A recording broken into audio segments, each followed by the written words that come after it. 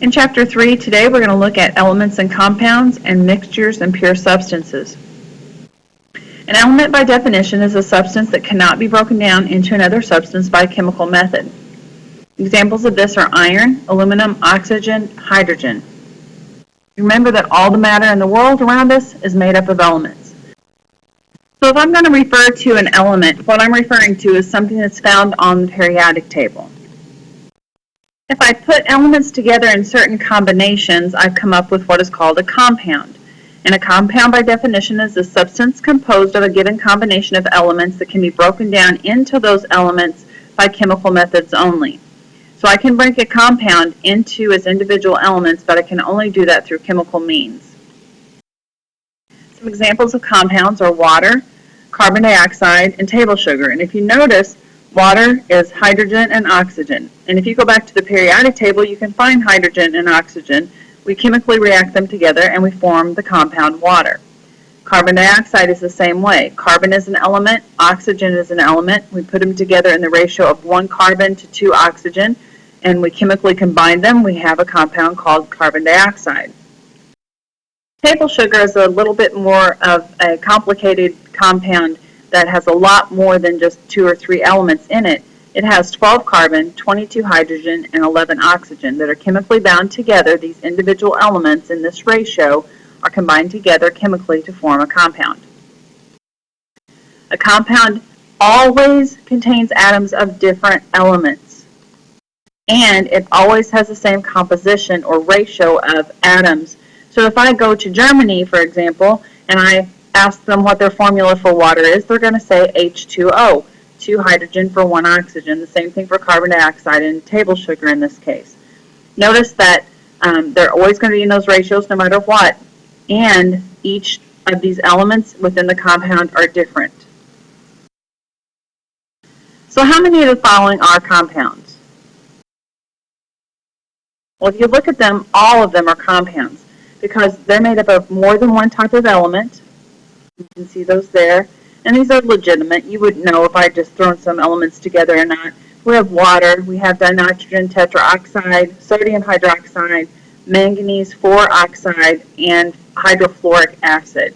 So these are examples of compounds. Now we're going to look at the difference between mixtures and pure substances. Pure substances, by definition, always have the same composition. They are either made up of elements or of compounds, which are made up of elements. And some examples for you to remember are pure water, carbon dioxide, hydrogen, and gold. And if you notice that pure water is H2O, and it's the same here as it is anywhere else on the planet, and this composition right here makes up a compound. We have 2 or more different elements.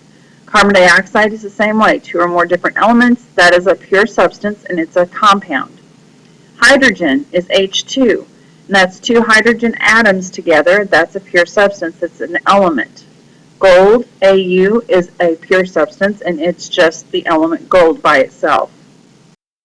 Mixtures, on the other hand, have variable compositions or different compositions depending on where they are.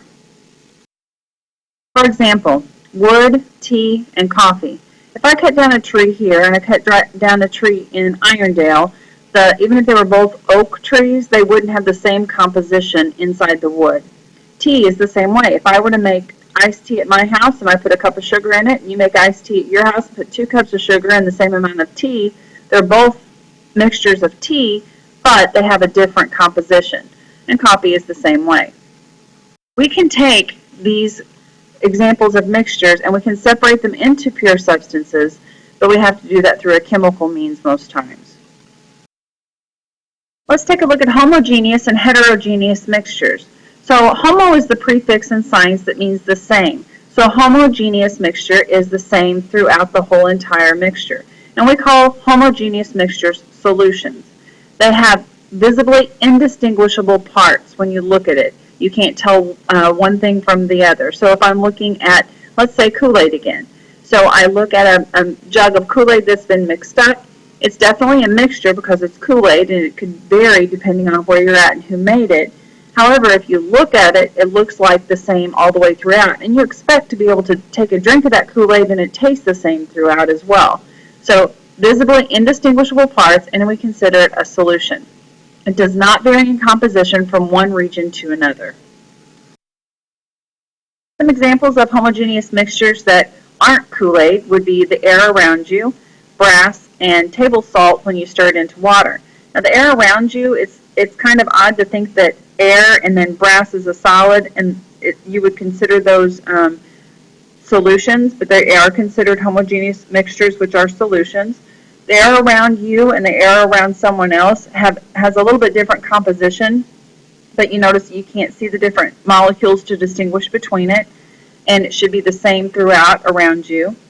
Brass, on the other hand, is a solid that is made by melting copper and zinc together, making an alloy, and those two metals are melted, and the brass is formed, and once it forms a solid again, the percentage of zinc and copper in different types of brass are different, and the reason for that would be maybe the tone that you would want to hear when you hit it or when you played a sound through it if you're using an instrument and making a bell. That brass sound would be different depending on the copper and the zinc proportions that we put together.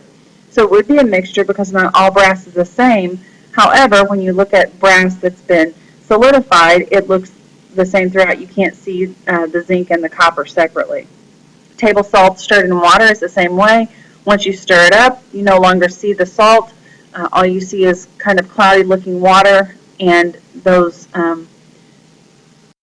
ions of sodium chloride have been evenly distributed throughout that, so no matter where I take a sample of the water, whether at the top of the beaker or toward the bottom, it should all have the same composition.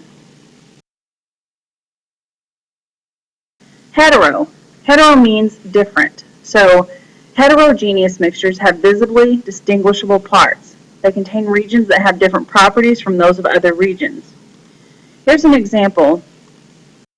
This is sand stirred into water. So no matter how much I stir this sand up, the sand is not going to dissolve in the water, and you're always going to be able to see the sand separate from the water. Oil and vinegar dressing is another great example. If you take it and you shake it up, it stays suspended. The oil and the vinegar together will stay suspended for just seconds and then start to separate out again. Ranch dressing, just regular ranch dressing. You see the flecks of different spices and things throughout the white dressing itself. That is a heterogeneous mixture. So if you can see the difference within it when you look at the mixture, it's heterogeneous as opposed to homogeneous. Okay, let's take a look at this concept check. The concept check asks which of the following is a homogeneous mixture. So remember that homogeneous means the same throughout. So let's just take a look at each one of these. Pure water.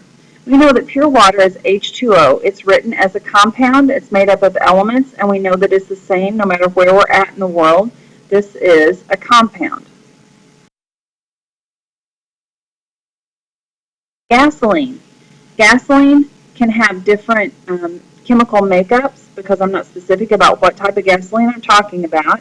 I don't know what the percentage of ethanol is inside the gasoline, so we can have different compositions of this. However, if you look at gasoline when you pour it out, you can't see the difference between the water molecules as composed to the gasoline molecules as composed to the additives or whatever is in the gasoline itself. So the gasoline is considered a homogeneous mixture, and that's our answer is gasoline. A jar of jelly beans. So you stop and think about a jar of jelly beans. If you have a jar and I have a jar, we both have jars of jelly beans. However, they're not evenly distributed throughout. So what we would see with jelly beans is a heterogeneous mixture.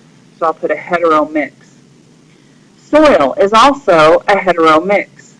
And it's a heterogeneous mixture because whether I dig soil out of my yard and you dig it out of your yard and we look at it together, it doesn't matter that it came from two separate yards. We're not going to see completely uniform substance throughout. It's going to be different depending on where the soil came from the top down to the bottom, the rocks that are in it, the clay amounts that are in it, and so on. Copper metal is Cu, and copper is found on the periodic table. It's an element, so this is a pure substance, and it would be considered an element.